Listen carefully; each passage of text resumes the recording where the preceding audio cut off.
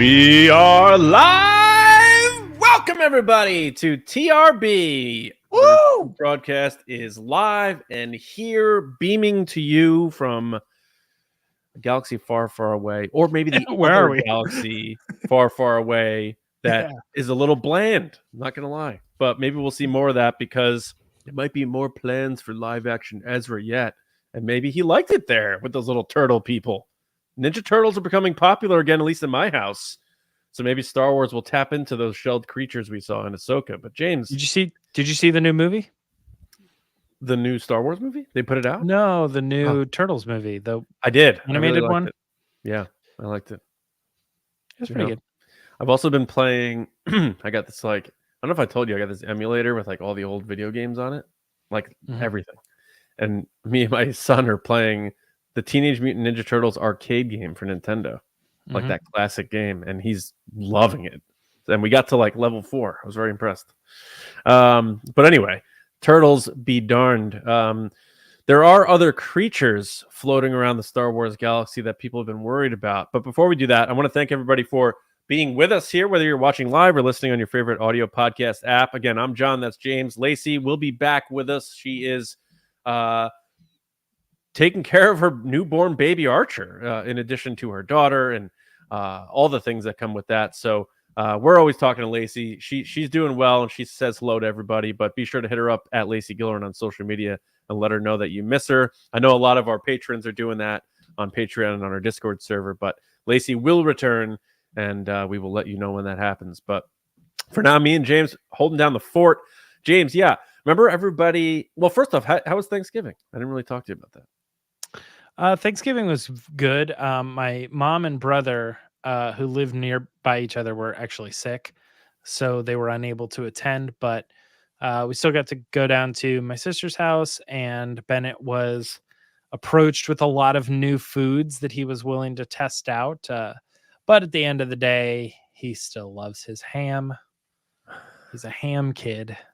A ham kid? He eats ham sandwiches every day. So he either buys lunch or he packs ham sandwiches.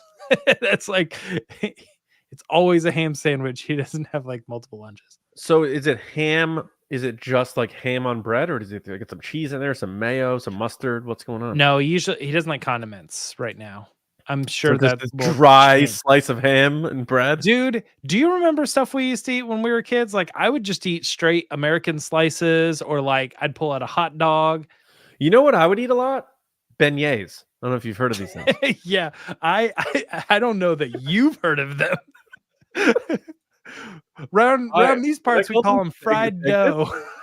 Yeah, belgnets. I don't know. You'll find out on our mini episode next week if you're on Patreon. But which I'll just say it now. If you dig what we do and you like to check out more of our content, it gets a little loosey goosey, gets a little fun, and we have mini episodes and all that good stuff over there. And also, you're just supporting what we do here, which is vital for us. Head to patreon.com/resistance broadcast, and if you see a tier you like and you are able to support us, tiers start at just $5. Sign up. We appreciate it very much. Thank you. All right, James. My Thanksgiving was good. We went to my parents' house. Everything went well. Everyone had a good time. How was your Thanksgiving? Yeah, it was good.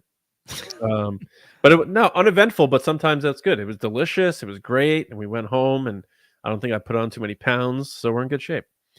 But one thing that I was talking about, people being worried about, was Sabine's loth cat. What's his name? Murray or Mulney or Murley?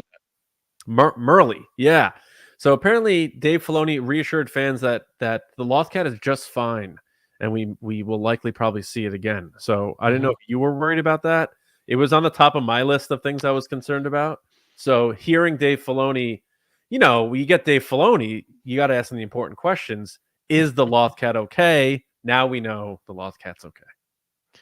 Did we know that Filoni was a pet owner?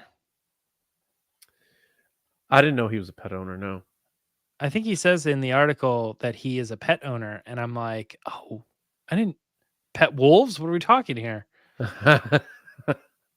Well, he probably has a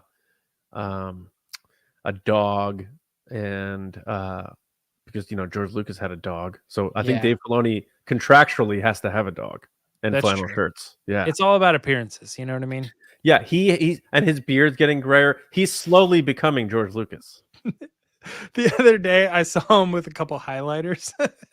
Exactly. And it's like the Santa Claus. He shaves and his beard's back in 5 minutes. It's Yeah, and he's crazy. like, "I'm in big trouble." I'm in big trouble. Let me get one of those hot fudge sundaes though. Yeah. All right. My favorite part of that is he orders a salad and then all that stuff. When they come back later, he ate everything but the salad. But The the salad salad, is yeah. still sitting there. Yeah. The So Santa good. Claus. That was a good one. I think they need to stop making more, but I like that first one. It's pretty good. My wife has been watching the TV show. We've all sort of been watching it, and I've been in my head because I'm not allowed to complain about things she likes, but in my head I'm thinking I figured out what happened to this franchise. I know where they went wrong, and not just like the point, but why the decisions, why this franchise fell off. They got rid of Judge Reinhold. They didn't bring him back. That's what it is. Bingo. No, I'm just there. It is. But somewhere he's enjoying his Oscar Mayer whistle. All right. Now, before we get into the Resistance report, because we have some cool stuff to talk about, especially, Bob Iger just going for it now. We do want to remind people, if you are live with us, we're going to answer your questions that you submit in the chat here. So if you have a cool question or interesting, or you just wanted to talk about it on the pod, we're going to get to a bunch later, as many as we can. Just pop it in the comment, but use hashtag #AskTheResistance so we know that it's not just a question you're just tossing out there. You actually want us to talk about it on the show. So please do that, and we'll get to as many as we can, and away we go. As I said before, Lacey at Lacey Gilleran, make sure you hit her up and give her your thoughts on how things are going in Star Wars and life and all that stuff. And then for me and James, here we are, dude. It's time to tackle the Star Wars news. And I think, last week before Thanksgiving, we had some cool stuff to talk about. And it looks like there's some cool stuff to talk about this week too. Yep. All right, here we go.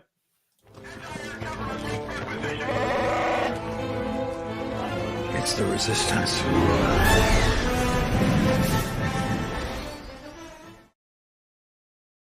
So here's the thing. Last week, I think just like that afternoon, or like that, it was surely not before TRB Live, but it was like right after that night or the next day or something like that. Taika Waititi was on the Kelly Clarkson show. I believe this was Thursday. This was probably Thanksgiving morning, right? Mm-hmm. Because I think we did like a Wednesday or something. I can't remember. Yeah. But Taika Waititi went on the Kelly Clarkson show, and he was approached with the question of, so you're doing a Star Wars, and he had a pretty good answer, I think. But we actually pulled up the clip, so I'll go ahead and I'll show that now. So I heard that maybe you're doing Star Wars. Are you going to do a Star Wars film? Yeah, I've been developing that for a few years. Okay. With them, but I think, with any film, but that one in particular, it's something I'd really like to get right, so I don't want to rush it. So yeah. Just gonna But that's let it exciting. bubble along on the side. Yeah. It's exciting. Yeah. Our family, we were Star Wars fans growing up. Yeah, so, me too. yeah. Me too. I want to cool. capture that, that joy and the entertainment of those early ones that, like Empire Strikes Back and Return of the Jedi and all those ones. So I'm trying to figure that out. And all right, take your time. It'll happen. Because you do it right when you do it. So take your time. All right. I like Kelly Clarkson. She seems like a very just likable person, and it seems real as opposed to like Ellen or other people. But sometimes I think Taika Waititi is a little crazy, like the way he does interviews. But he's had 2 recent comments about this that both of them felt very genuine, and real when it comes to him caring about the franchise, caring about the movie. And in this particular case, you just heard him. He says, I'm really trying to do my best more than other movies. Not that those ones aren't important, but this one specifically, I really want to do it the way these movies did it, because those ones were so good and so special. And I really want to take my time with it. That's good. Those are good comments. We don't like waiting, but we know that Lucasfilm is doing lots of other things. They got their TV shows and they're working with other directors. We got the Dave Filoni stuff. But what are your thoughts on his comments here and when we're going to get that film? Yeah, I mean, it's going to be years because then I saw another clip where I believe it was Entertainment Tonight. I think it was Ash Crossan asked him about the fact that there's been a lot of varying reports or whatever about the status of this movie, and he on that clip, so I like to pair the two answers. He said, you know, they have this slate they're working on, and I'm actually writing scripts myself on with other things. They're going to do those movies first. So it sounds like at least the 3 movies that we revealed at that they revealed at Celebration are going to be ahead of his. So then you're looking at 2030, late 2020s. So it's going to be a while. It's going to be a while. But the fact that he's still talking about it, and that I agree with you, he did seem very earnest, which I can handle the tongue-in-cheek silliness of Taika when he does sprinkle in some genuine comments, you know, as you say. And he did seem genuine here. He does seem to really be a big fan of Star Wars. I still will not forget what he said on Disney Gallery about how he views Star Wars as something that doesn't take itself too seriously, but knows when it needs to. And I think he understands that balance. And it's funny because this is off the heels of, you know, another tongue-in-cheek comment, but sort of about how, you know, he was saying he did Thor for the money, and that he's not like the biggest Thor fan.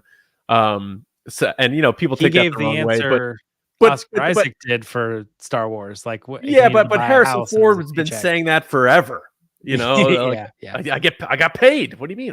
Why'd I come back? Because they paid me. You know, and it's not always that serious, but I like that Taika does seem serious about doing a good job making a Star Wars movie. But man, I tell you, I know it's not going to be the case. He would be, and I'm not the first to come up with this, and I'm sure we've talked about this before. He really would have been perfect to take the strings from Solo and make this zany, wild adventure movie. You may even have said that a long time ago. And I think we have explored the idea that Taika Waititi was pegged for a movie. And then later we came back and we were like, what if it's Solo 2? What if that's the movie he's working on? And it doesn't even have to be Solo 2. It could just be like, right. Like the Crime Syndicate War could be a serious thing. It wouldn't be as serious as like Andor or Rogue One, but I mean, he could do a real fun, like old Western vibe, shootout style, fun adventure thing that does bring in all those characters. But again, it could also be something completely original because he was saying he was having a hard time finding an ending, and Kathleen Kennedy said he was struggling with the middle. So at least it sounds like the first part of his script is in good shape, and then they got to figure out the rest. But anyway, I do like what he had to say here. It just seems like it's one of those things we got to sort of put in our back pocket because he's going to be continually asked about this, but it seems way far away. But I am leaning more towards that maybe it will happen. But again, our next story that we're going to talk about in a bit, it seems like things might be changing. So I'm not really sure, but I don't have too much else on the Taika thing. I do enjoy him, and I do want to see him make that Star Wars movie. But based on what he said to Kelly Clarkson, in terms of how much time he wants to take to get it right, and then what he said to Ash Crossan on ET, which is they're going to do all those movies first, it's going to be a while. Yeah, I mean, it's kind of unfortunate that Thor: Love and Thunder rolled out the way that it did, because I don't think in general Taika Waititi makes a bad movie. I think like just about everything he does is like entertaining, and definitely has core crowds of people that are like totally into it. And I think part of the reason is because he does perfectly toe that line between things that are funny and things that are serious. Because I remember when he was doing The Mandalorian, he was directing an episode of The Mandalorian, and we were all interested in how that was going to go. At the time, it was like the best episode that we'd ever gotten of The Mandalorian. And then followed that up with what we saw at the gallery, which you mentioned earlier, and everybody was just like, man, everybody has great comments, but he was almost trailing Filoni on his like, I don't say much, but when I say something, it's very profound. Mm-hmm. And everybody is pretty shocked at how he wasn't acting like we thought he was going to be, and he was very serious filmmaker. He's like, we're talking Star Wars, so I'm putting antics to the side for a moment. Which is then interesting now, because the more he talks like this, I'm starting to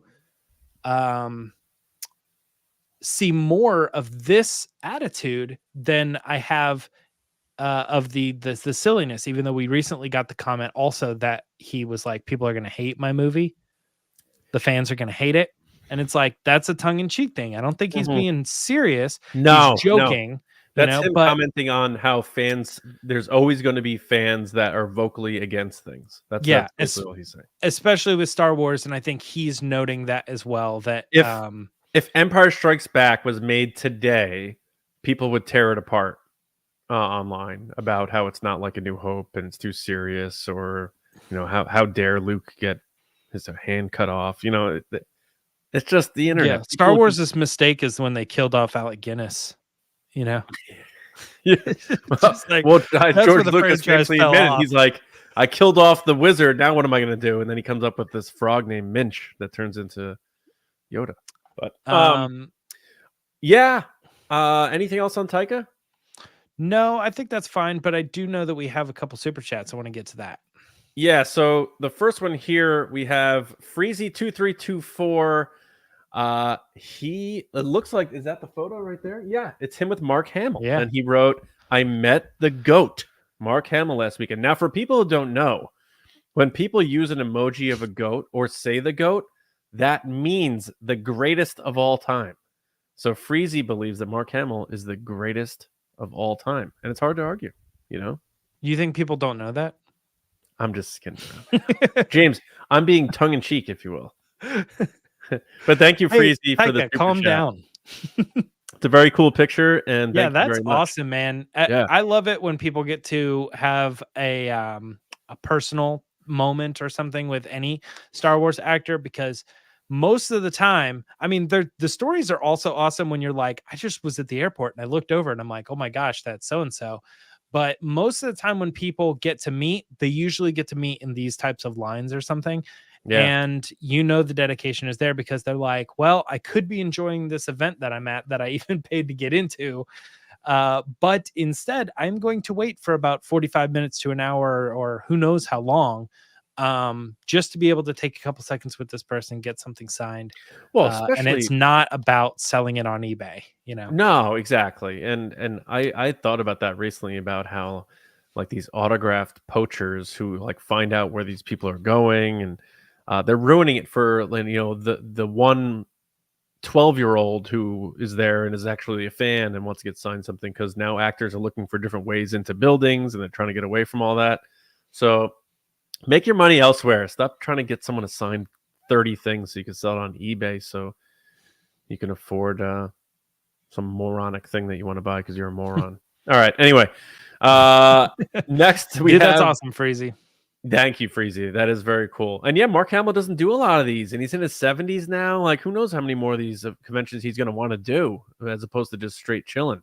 But we do have one more super chat from the Fort Worthian. Thank you, man. Appreciate that very, very much. Wow. Awesome. Maybe the most dapper person in the Resistance base. He's like our Barney from How I Met Your Mother. He's actually watching.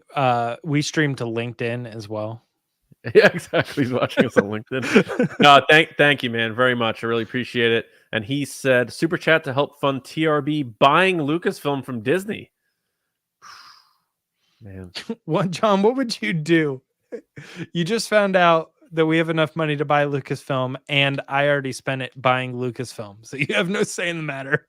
I think I would buy it from you, and then I would change it to Lucasfilms and make the F capital, so that everybody who's been conditioning everyone, it's Lucasfilm, one word, no S at the end, and then I would change it so now the people who are wrong have it right. You see that? Lucasfilms with a capital F. You don't want us buying that franchise. I'm gonna do the math, though. John spends all his money like buying Reese's Pieces and renaming it so Reese's Pieces is correct. Yeah. I think we would need I don't know, like 40 million super chats, like the Fort Worthians, and then we could do this thing. So let's get those 40, super chats. 40 million. I mean, yeah.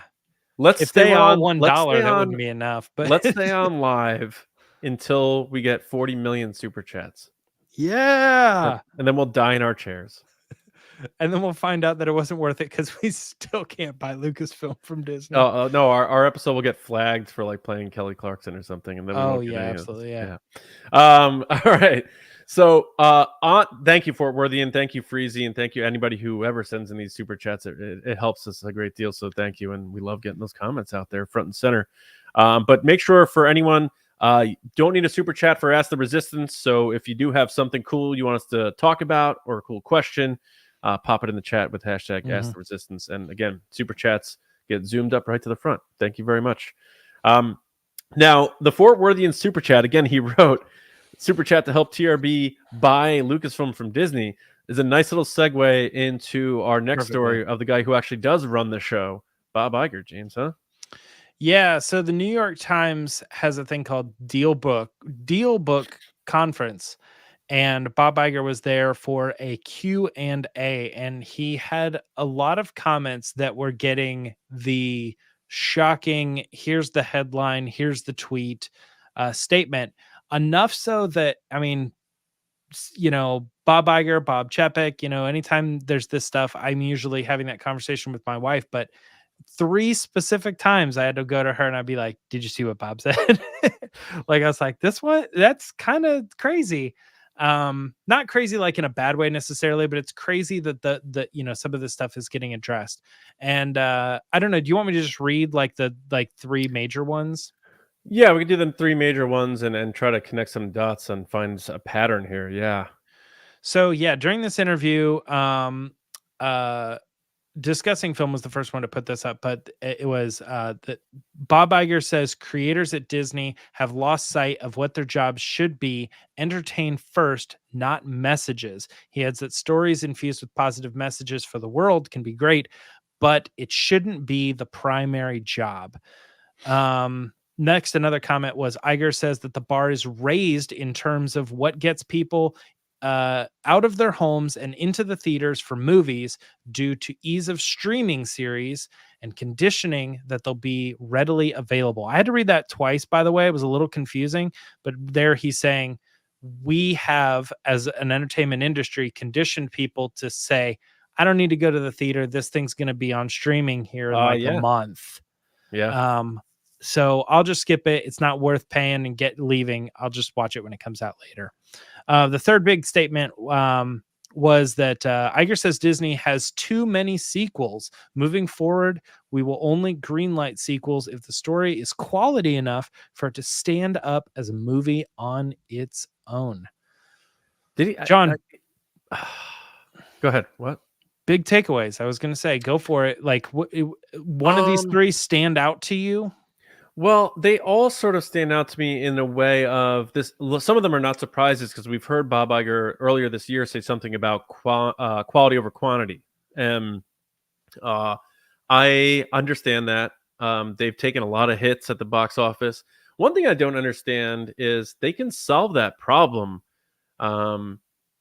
if they feel they're sort of shooting themselves in the foot by trying to pump up Disney Plus with earlier home release dates, which in turn affects the box office. Because I've thought about that with some movies where I'm like, oh man, I'd love to go see that, and I'm like, oh wait, it's coming out in 6 weeks. Yeah, I'll just watch it then. That's fine. So I think that's certainly a problem. I don't know about. I know people were very mad about what Iger had to say about with the creators, and he had comments about the Marvels saying there weren't enough, supervision happening on set and stuff.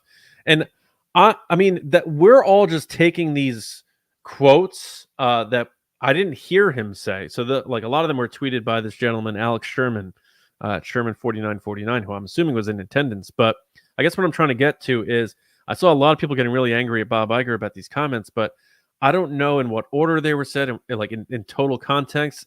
So there's a lot of nuance to all this. I do know that I don't think Bob Iger cares what people on Twitter think about how Disney is operating. He cares what shareholders think, and he cares about the company making money. And he's got 3 years left, and he wants to leave on a high note. So I don't think Bob's. I guess my point is, we should clarify that quickly. Another statement that he said is that in 2026, that's it. I'm stepping down. He's leaving after 2026. Yep. Yeah, and he said it's already in motion in terms of like who they're looking to prepare for that.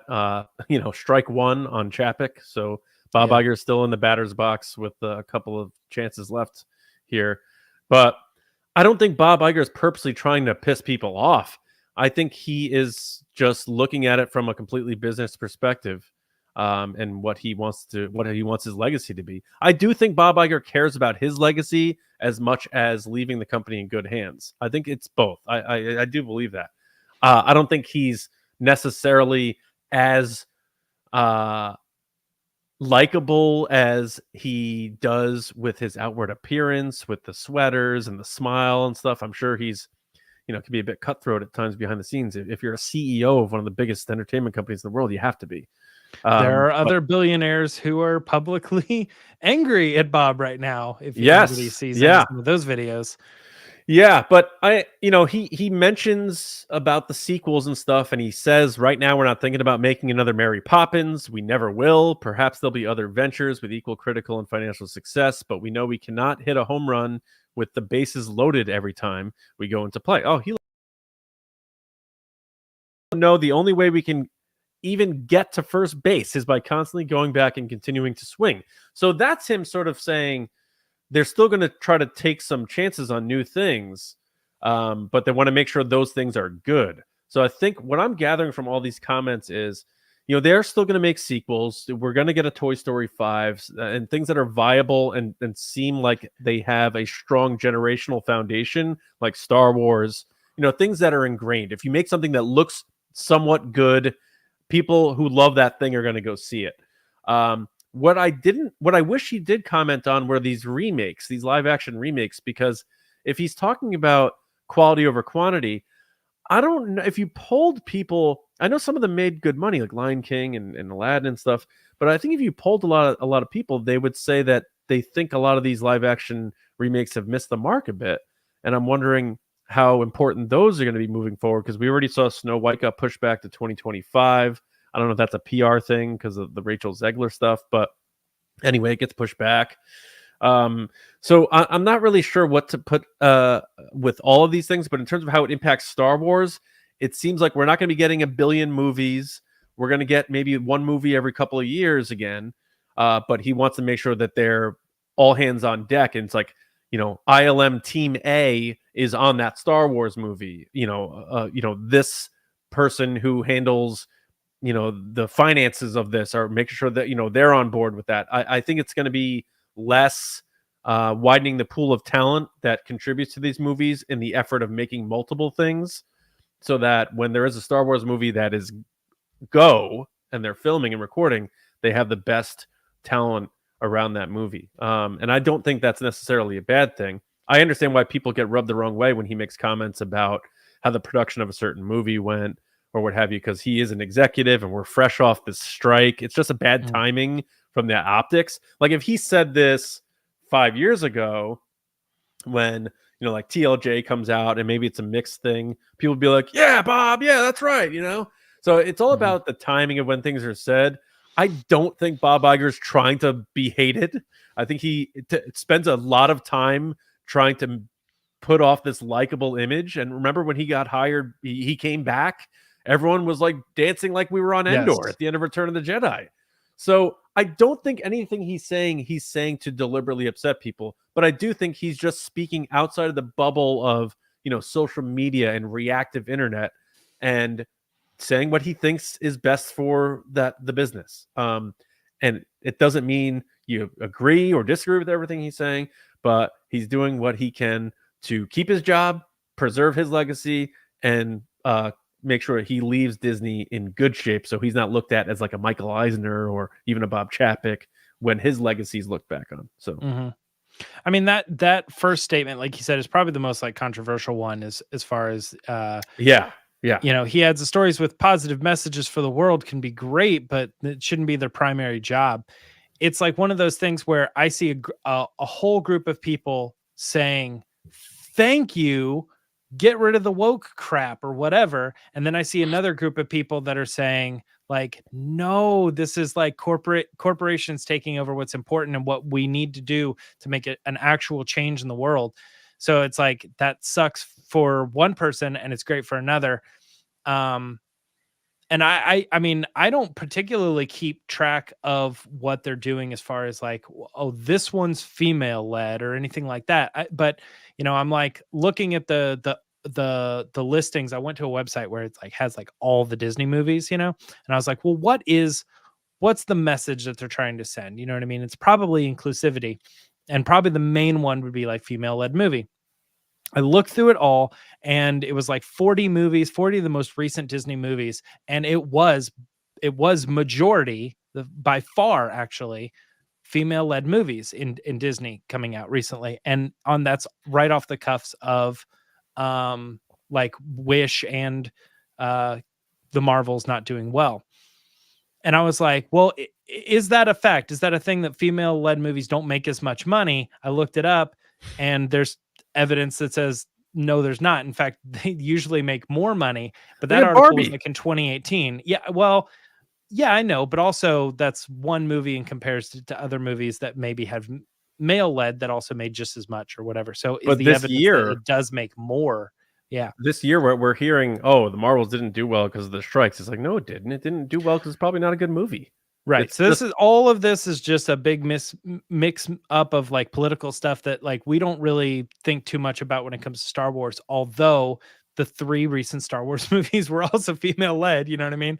And they made a ton of money. Actually kind of 4, right? So we had Rogue One and also then Solo was the only like male led. Right. Yeah. But and I don't even know Kira that was a massive part of Solo. Let's not underrate that. Yeah. Yeah. Yeah. It's going to be interesting because I think now, and again, you know, we got to really try to step outside of the bubble of like diehard fans or like social media reactions and stuff, because general Disney fans aren't probably reading these interviews and they don't know what the direction of the company is, and they're not listening to these shareholders calls. They're just like, oh, what's coming out? Oh, okay. You know, I think there's a lot of people that hear this headline though. You know what I mean? Their friend tells them or something like that, and they're like, oh, I love Disney stuff. They don't love it like we love it, like we're looking into it all the time. Mm-hmm. But I think that statements like these do make their way to the casual fans, at least the headline statement. Yeah, I do too. And ironically enough,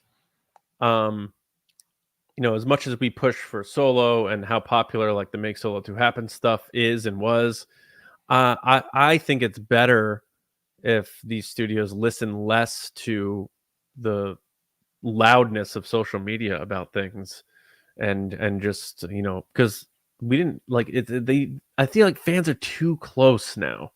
Mm-hmm. And I don't know if that's necessarily a good thing. But anyway, I'm still hopeful that we're gonna, when it comes to Star Wars, I think the movies that they announced at Celebration are still gonna happen.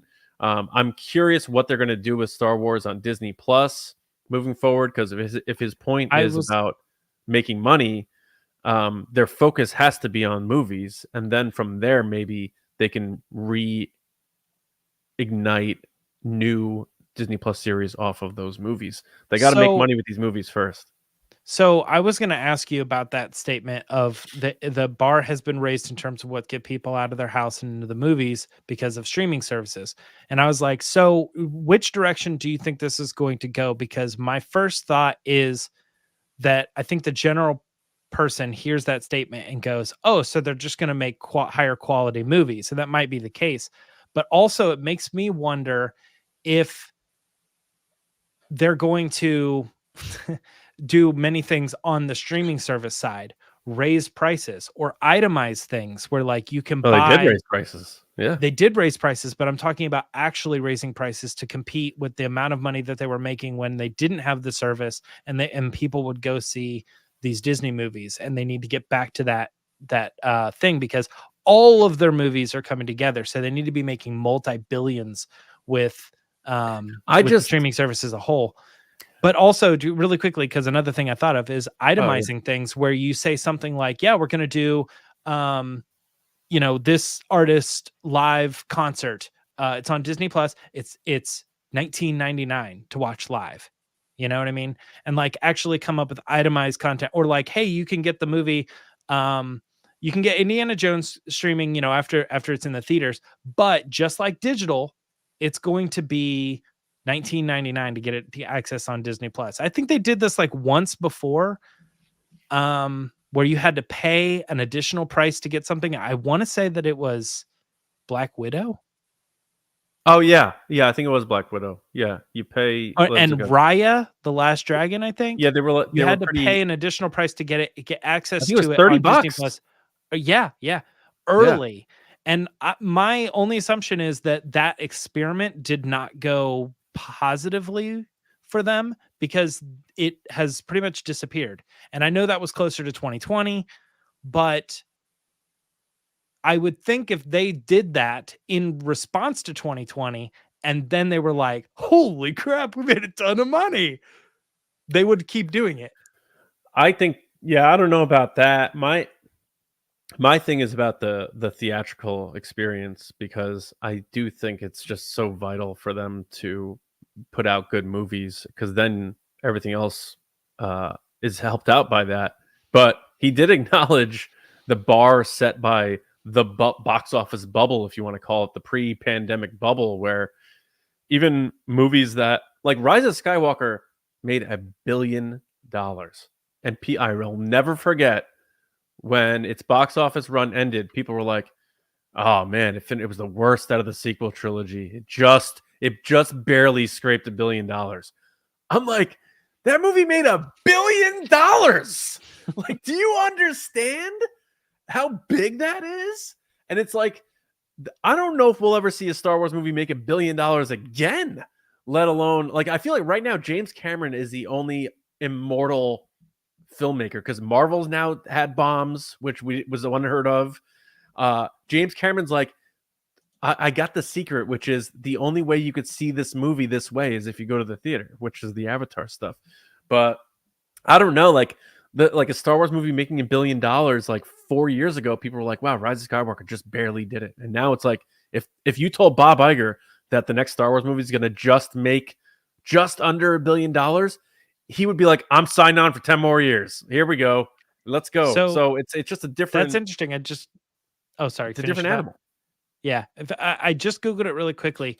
And the article that I clicked on first was Disney won't have $1 billion movie in 2023. It was the first year in a long time that they've not had since 2014, excluding the pandemic years is what they said. Mm-hmm. But we're at that point now where like Disney was putting out $1 billion movies every year.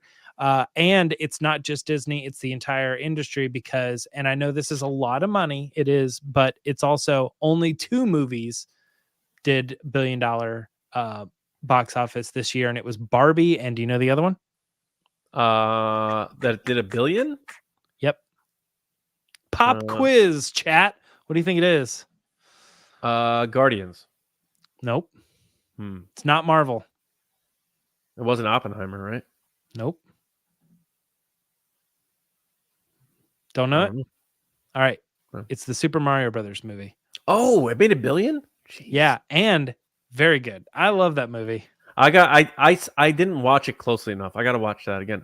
Carolyn brings up a good point I want to bring up out of the chat, how it was $30 for the early viewing on Disney Plus for some of these movies. And she's right, $30 if you get the whole family on the couch, way cheaper than going to the movies. Correct. I do think movie theaters need to reevaluate the pricing of that stuff, and they probably need to work hand in hand with the movie studios to come up with the perfect recipe to get people back. I want to say that too, the way she words it and the way that I remember it was that it was early access on Disney Plus, but it wasn't simultaneous with the movie release.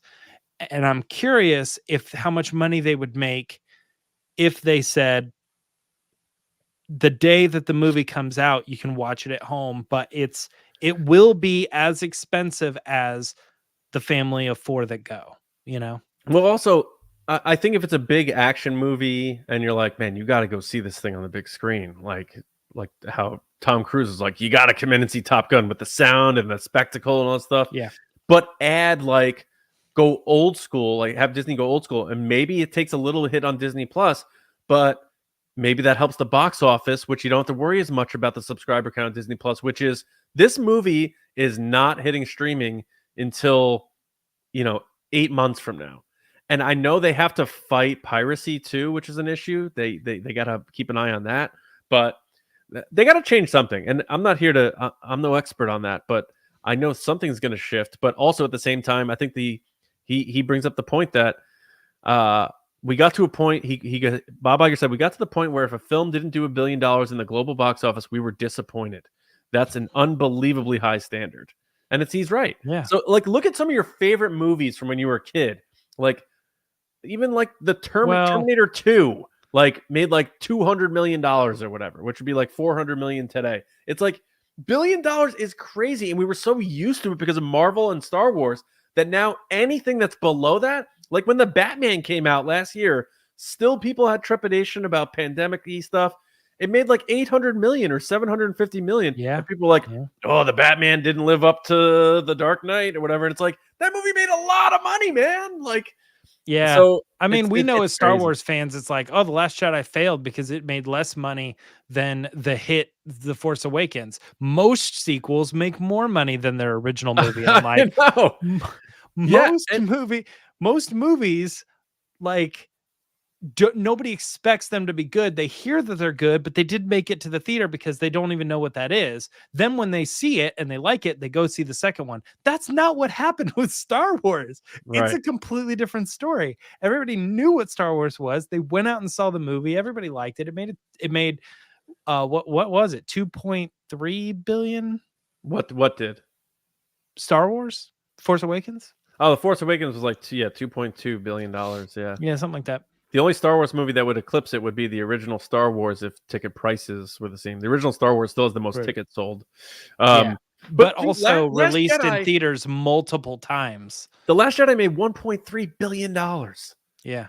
That movie that split fandom stuff. And I know it was right off the heels of The Force Awakens, which at the time, I think still people still do mostly. Everyone loved it. So they're like, let's go. Let's see where Luke's doing. Let's go. So and it does make me wonder if Last Jedi had the reception that The Force Awakens did. If people would have went and saw, they were excited. They went and saw the second one. The second one, just as good, maybe if not better. That movie probably also would have crossed the 2 billion mark as well. Yeah, but it's crazy because I know, again, right off the end of these strikes, so the CEOs are already in this like cast in this villainous light, and then Bob Iger comes out and makes these quotes even about how the Marvels did and stuff, and people are going to be pissed online. He doesn't care.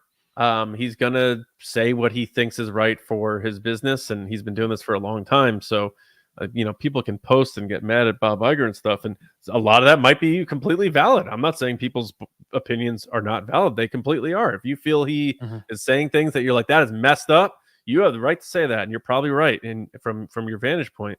But this guy has 3 years left to try to get things back on track, get things back into the black from a revenue perspective, and leave a legacy for himself, for the studio, and everything that he thought he was leaving when he left the first time in 2019. So he's going to learn from those mistakes, and we'll see how it ends up. But I have this feeling that by the end of all this, when he walks away in 2026, I think people will look back in a positive light on his reign in general, especially as all the turmoil and tension about the things he said about actors and all that stuff during the strike, which was all part of his business tactic. Don't be confused that he definitely had a PR team, telling him like, yeah, push that button, don't push that button. The CEO of Disney is not, just spouting off on Twitter, that sort of thing. He's very measured. He's very careful with what he says. But I think in years when things settle down and they look back on what he's done, I think people will be like, oh, I like Bob again. But who knows? I don't have a stake in the game. I'm just guessing. Yeah, it's all tricky, man. But It is. It's I so crazy. do want to talk about Dave Filoni again. I want to hit our last story. Dave Filoni was going on about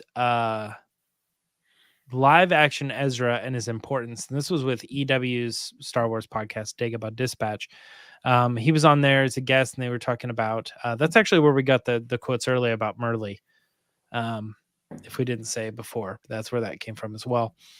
But Dave Filoni talking about several threads setting up the live action Ezra, his importance back, and what ultimately the way he handles every move with Ezra is important, because just simply him being back is evidence for the New Republic, as he can vouch that Thrawn is doing his thing. I mean, the fact that he's alive is proof, because they have record of him being gone. You know, it's every move with Ezra is important, and Dave says he sets up multiple threads. So he just spoiled that Ezra is not going to die in the next season, I think. Yeah. What do you think? I don't. The Ezra thing is very interesting, because I think it was received well by fans who like Ezra, but I also think, you know, just coming off of that Bob Iger story, like Bob Iger's probably like, who's this character? Like, how important is this character? And you know, which I know is blasphemous to us Star Wars fans, but to Bob Iger, he's like, I don't know. I do like that Filoni has all these ideas for Ezra, but it seems he's speaking from the measured perspective of, well, we're not sure, you know, where we're going because of what's going on with the company. You know, Disney's obviously keeping a careful eye on things, especially their precious IPs like Star Wars. I think we'll definitely get a bunch more of live action Ezra. You know, the actor seems really into it. He's just getting started. He's not at that burnout stage yet. But if he gets to that burnout stage, that means he got a lot of attention for it, which is a good thing. So it's a catch-22. But I think we'll get an Ahsoka season 2. I think that'll be it for Ahsoka. But I think Ezra will be a part of that movie, and then where they take him forward remains to be seen. Do we get an older Ezra in, you know, the Rey movie? I'm not sure. But you know, one more point to blend these two stories. As I was thinking more about what Bob Iger said and now what Dave Filoni is saying, I really wonder if I think now that almost cements the fact that the Rey movie, for example, is definitely going to rely heavily on the legacy and nostalgia stuff. I think there is no chance we're getting that Rey movie, which they're seeing as the closest thing to the path line of the original films, because it was sort of like a handing of the baton. I think we're 100% getting all the legacy and evergreen characters back in that movie. So I don't think when Daisy said that's not what I expected, I don't think it was like, there's no 3PO, no R2. I think all of those characters are going to be in it. I think they're going to go heavy on that and then allow the story to do the new stuff. But I think we're going to get all the familiar characters, Falcon, the droids, Chewie, even like Babu Frick or BB-8, stuff from the sequel trilogy that are almost going to have their own legacy feel in a return, a little bit of a crowd pop type of thing. They're all going to be in there, in the mix, and it's going to feel like home, and I think that's going to be important for them. I think more than ever, now that he said that about needing to make sure these things are good and successful, I think there's concern about Star Wars branching out too far, where diehard fans are like, yeah, I love this new, but casual fans are gonna be like, I don't know any of these characters. Like, they just called this Star Wars, you know? And if you put yourself in the shoes of a casual Star Wars fan, not you, a casual Star Wars fan, they need that pull. And I think they got to walk that fine line. We're going to talk more about that on Monday.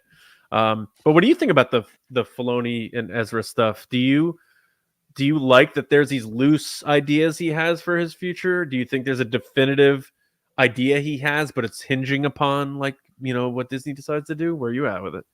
I mean, I think Dave Filoni's like Yoda in that you know, the future is always in motion kind of thing. He's aware that he has an idea of where he wants things to go, but he's not holding on to those things so tightly that it messes up everything if something gets changed, which is like one of his statements was like, well, I got him home at least, you know, like he was in fear that that story just may never be told. He may never actually get to do that part. He had it in his head that he eventually was going to bring Ezra back, but you never know. They might not be able to tell that story. Disney may pull the plug on Rebels stuff because, you know, they need Dave to focus elsewhere. But he says, at least I got him home. But when it comes to now, we have this character, a very strong Jedi character in the mix. I have to be very careful about where we take him. I have to make sure that he doesn't, you know, start a new army, because where was the army, you know, or start a new school of Jedi, because where were all the Jedi? You know, it's like everything that Ezra does has to be sort of combed with a fine, what you know what I'm looking for. What's the phrase? Fine tooth comb. Yeah. Because anything that they could tell a story would have huge ramifications on the other stories that they've already told that take place later in the timeline. So I think he is willing to sort of play it by ear with that character, but he is very aware that that character is important because, and wants to continue to make that character important because he needs to let the casual audience know that all of that, despite how bad Thrawn is, because he's trying to build up how Thrawn is, he also needs people to know that Ezra was worth it. Yeah, I agree. Yeah, and absolutely. So he's a tricky character, but I love that Dave is in charge of him. I mean, what can I say about Dave that we haven't said a million times before? Like, he knows what he's doing. Trust in the method. He's got it. Yeah. So not a whole lot to say, more than what he already did say, but I am looking forward to the stories as they unfold in Ahsoka season 2 or possibly other shows. By the way, it's not one of the stories today, but we also saw maybe that Skeleton Crew is looking for a winter or holiday season release for 2025. It's kind of interesting. It's rumored, right? Yeah, a little bit more pushed back than maybe we thought. But oh no, winter 2024 next year.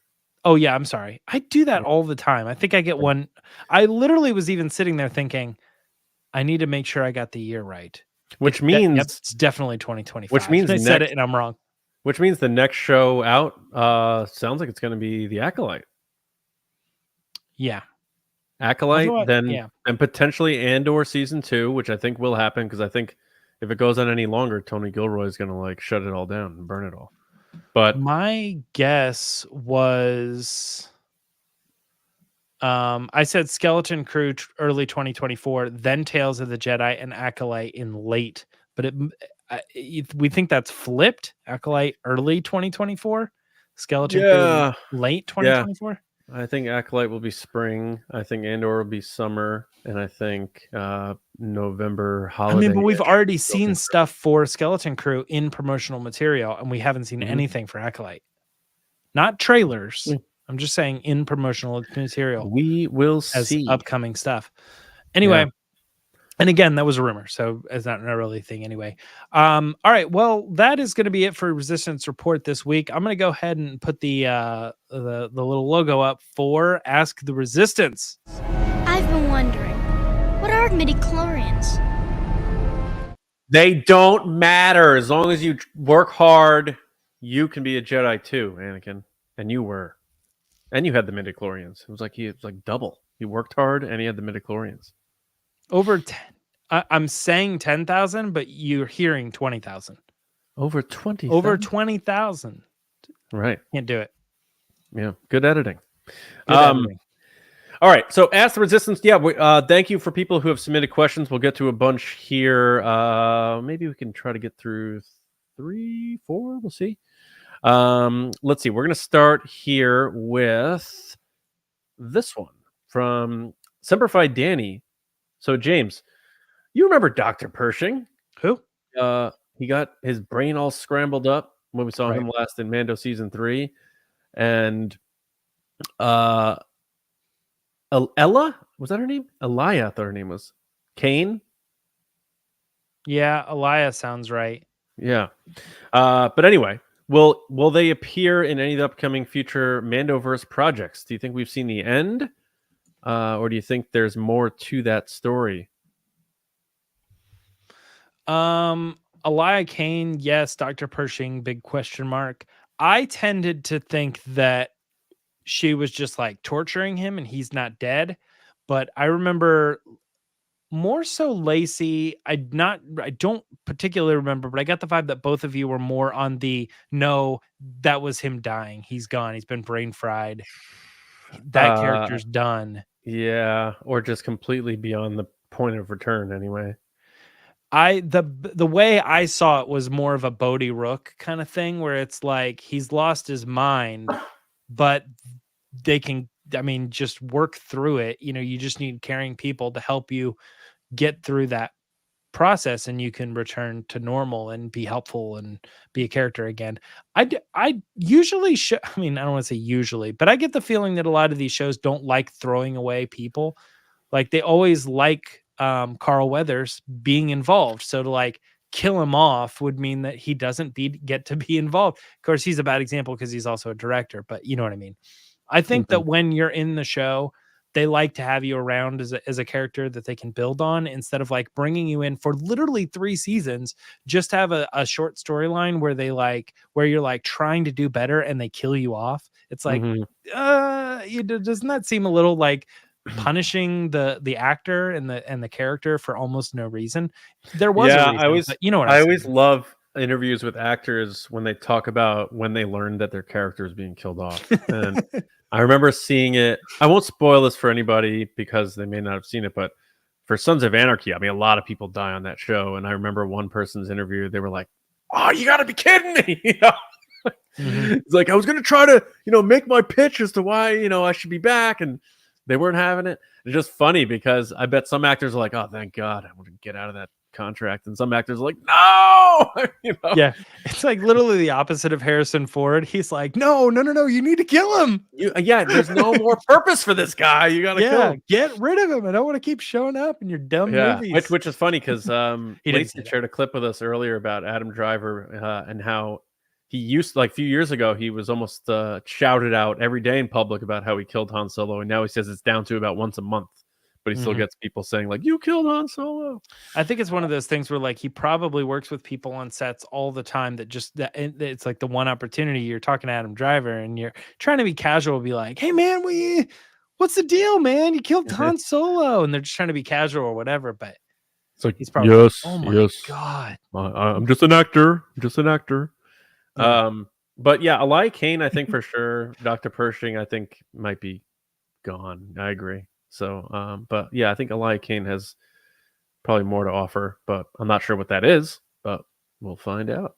All right, next up we have Kenny Crayley. What's up, Kenny?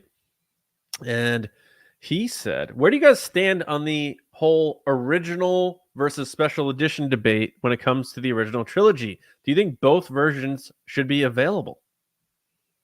I'll start with this. I'm not going to blow up their spot, but one of our listeners had sent me like a 4K version of the original trilogy. So I have those discs. But I think because George Lucas was so adamant about the special editions being his fully realized version is why we're not getting the originals on Disney Plus and stuff. And it wouldn't shock me entirely if in the contract of sale, he said, please don't put out the originals. The way I see my movies is the latest version I made. Those are the versions I want generations to watch of my movies. So if it was a thing where George Lucas was like, "Oh, I love the originals, but I also love what we did with this," they'd probably put out both. I think this has more to do with how George Lucas felt about these movies than Disney or anything else. And it wouldn't shock me if there was a sort of addendum or stipulation in that contract saying like, "Please do not put out the originals.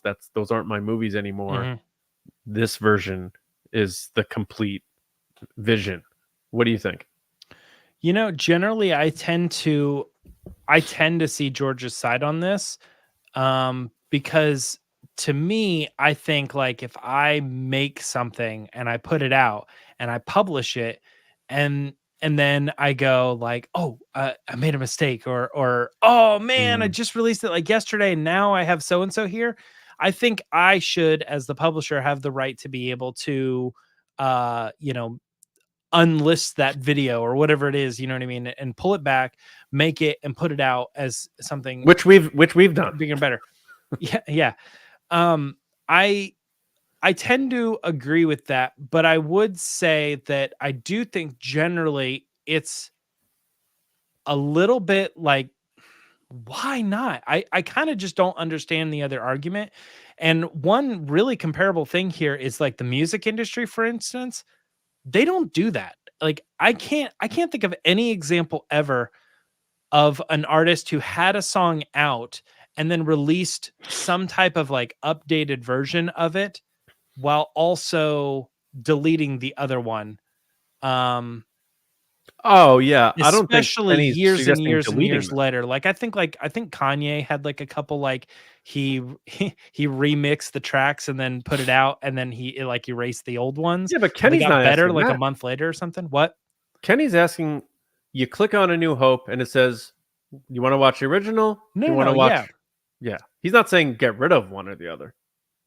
No, So no, there no, are- no, no, no. There No, are that's not what songs I'm where saying. it's like, I'm well, saying you just that said delete. You just said delete. No. yeah, I'm saying I can't think of any artist ever that has done that because every time they do it, they leave the original versions available and untouched. Yeah. Right. They don't ever get rid of them, which is what George Lucas and Disney have done. They've deleted the other ones. They don't give you access to them. They removed them. They took them away. Yeah, I mean, I have the tin set that has the original trilogy on. Yeah, obviously, if you bought like a physical copy of something, right? But they don't make it available anymore, is what I'm saying. To stream, no. Yeah. Yeah. And they Or to haven't done it purchase, on, or yeah, they haven't or anything. officially created 4K versions of the original. Right. Right. Yeah. 100%. So to me, I'm sort of like, I kind of get both sides of it. I just was upstairs and I watched Home Alone and I saw there were edits Great on the movie. Disney Plus that don't have like the full effect of some of the damage that he does to the burglars. And Oh, really? I'm like, oh my gosh, like this has been edited by Disney Plus. And I'm like, so how do I get the original? Where could I watch it? And I don't know, like maybe like if I buy it from iTunes or something, but I kind of felt like I was like, oh, I can't watch the original version, even though maybe I could. I don't know. All this to say is I tend to agree with somebody saying this is my property. I'm allowed to pull it back and give you a different version of it because I ultimately own it. I think that's fine. But also it does seem a little weird and it feels a little bit like, why not? Why are you making it so I can't find this? It's almost historical. Like I think that's the biggest argument. It's like people aren't arguing that it's better than the new crappy ones.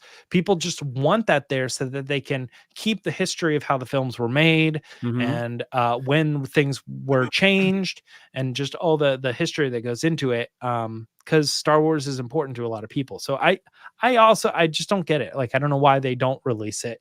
I can't imagine that it really is just like a vision thing, you know, like.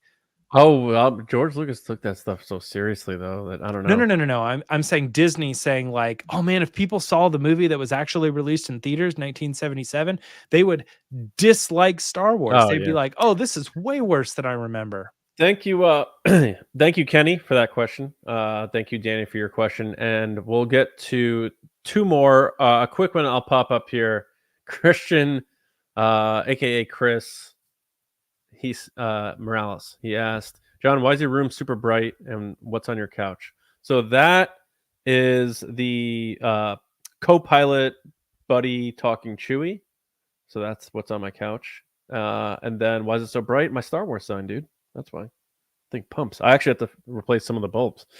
All right, but his real question, James, is what are your personal hopes? Two of your personal hopes for Star Wars by the end of 2025. I think I have mine. So if you need time. I mean, right off the top of my head, I want the shows that are on Disney Plus whether they are, or including both, Skeleton Crew and Acolyte, to be hits. Mm-hmm.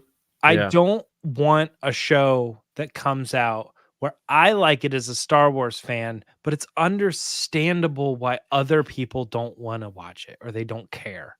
Like, I love it. And to like always have to be in that argument with people. I feel that way sometimes with like Andor, you know, for instance. Like, it's like people are like, oh, I stopped watching, it was boring or whatever. And I'm like, oh, and I have to like argue and fight for it. I don't want that to be the case, man. That's what I want out of Star Wars. I want to be able to be like, yo, did you see the new Star Wars? Yeah, I did. High five. Yeah. You know? And we're like pumped about it. That's like my biggest thing is like, I'm sort of tired of being like a fringe fan of some obscure property that nobody knows anymore. You know what I mean? I'm already a Linkin Park fan. I don't like having to defend a band that people listened to 20 years ago. I'm like, they're still good, you know? Like, I don't know. I just don't want, I don't want to be that for Star Wars. Right on. For me, it's by the end of 25, I want to know that the next Star Wars movie completed filming. We get a teaser trailer at Celebration for it, and that the next movie after that has either completed filming or is filming. And I want that film to be the Mangold movie. So that's what I want for Star Wars. But my brain, I did the same thing again. I was thinking 2024, like next year. Oh yeah. So by the end of 2025. 2025, when the movie is, we probably have a teaser or something at this point. Well, that's what I'm saying. Celebration teaser a year before it comes out. Have people go bananas like TFA 2014 style and around Thanksgiving. But my brain is all focused on Star Wars movies because I've really enjoyed a lot of the Disney Plus shows, but they don't live up to the budgetary standard of the movies. And I'll even say that for Andor. I thought Andor was visually really well done, but it still doesn't reach the visual look and sound and feel of those movies. And I think that's where Star Wars is at its best. So I want Star Wars to be back in theaters and to really make a statement that it's back, and then the shows can come thereafter. Which I love, but they can't live up to the awesomeness of the event of a Star Wars movie and the build up to it and stuff. So my brain's all movies. I want it done filming. I want a teaser, Celebration. I say I'm hoping for, and then get that other movie rolling as we're promoting, that Rey movie. That's what I want. And I feel like my last point, when a Star Wars movie is in the pipeline, being made, post-production, that also makes it talking about that stuff a lot more fun too, and podcasting and the community and all that stuff. A leak of a Lego box that's not that harmful, that type of fun stuff that fans get to dive into and really get our hands in the clay and have stuff to talk about. Yeah, I think when it comes to, so I was doing 2024, if you're including 2025 as well, when you do have the teaser out, most likely, I think that teasers and trailers and things like that, those tend to lean on the positive side. I think a lot of people are excited when they see the trailer for a movie and then they go see the movie. It's very rare that something comes out. Like, I don't think a Star Wars movie is ever going to have ugly Sonic in it or something where people are immediately like, what did you do? What? And they're like, well, we thought it'd be a good idea. Well, look, Lacey is so over Palpatine right now that I like to bust her chops and be like, imagine if he had another child and Rey's, and just to bust her chops completely. But when the trailer came out and she was in the auditorium with Ian McDiarmid coming out, you and I were on the show floor, everybody went bananas when we heard that laugh and we saw him walk on stage. We all knew Palpatine was returning. We were all in on that. And then the movie comes out, people are like, I can't believe they brought back Palpatine. Yeah. They did. So but yeah, so that wraps up our questions here on Ask the Resistance. So we want to thank everybody who sent them in. Sorry we couldn't get to all of them, but we are up on time. But yeah, James, any other last thoughts before we close out? Last thoughts is this Saturday we got one more game for FC Cincinnati, hopefully with the Eastern Conference. Very important. And it is against the biggest rivals, the other Ohio team, the Columbus Crew. So they call it Hell is Real, the rivalry. So Hell is Real is happening again. They played them once, they won. They played them the second time, Crew won. And so now this is a winner takes all.